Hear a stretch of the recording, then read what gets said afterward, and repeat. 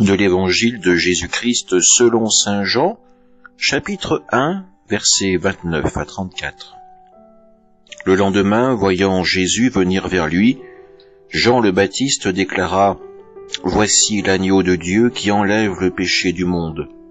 C'est de lui que j'ai dit « L'homme qui vient derrière moi est passé devant moi, car avant moi il était. Et moi je ne le connaissais pas.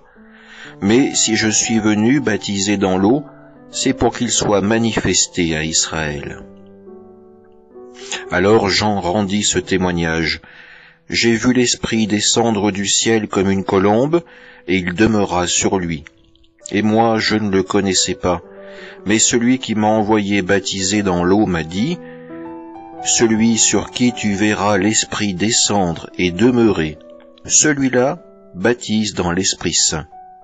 Moi j'ai vu et je rends témoignage, c'est lui, le Fils de Dieu. » Acclamons la parole de Dieu. Cet évangile que nous venons d'entendre nous renvoie à des versets qui nous semblent familiers. La scène nous paraît même extrêmement simple à comprendre. Jean le Baptiste a prêché dans le désert, il a proposé le baptême de pardon des péchés pour préparer au Christ un peuple disposé à l'entendre. Voilà le résumé, en quelque sorte, de l'évangile d'aujourd'hui. La situation nous paraît simple, claire à comprendre. Jean-Baptiste accepte que Jésus soit plus grand que lui, que la gloire de Dieu émane du Christ. Pourtant, si nous mettons cet évangile en perspective avec nos vies, nous pouvons facilement comprendre que ce n'est pas aussi facile à vivre. Qui d'entre nous n'a jamais éprouvé une envie, un sentiment d'égoïsme ou de colère, un sentiment de contrariété quand quelqu'un d'autre prend la lumière, quand quelqu'un d'autre est reconnu comme étant plus grand que nous? Voilà ce à quoi Jean-Baptiste est exposé aujourd'hui. Pourtant, cette situation, il l'appréhende tout en restant dans la confiance dans le Seigneur.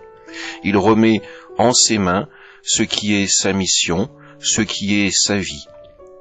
Que cet évangile puisse nous inspirer et nous donner aussi la force d'être des témoins du Christ, des témoins crédibles quand nous sommes nous-mêmes confrontés à ce genre de situation. D'autres pourront prendre la suite pour apporter leur témoignage de vie chrétienne. D'autres pourront prendre la suite pour accompagner des personnes dans le catéchuménat. Oui, nous sommes de pauvres instruments entre les mains du Seigneur, mais des instruments qui regardons notre Maître avec amour. Amen.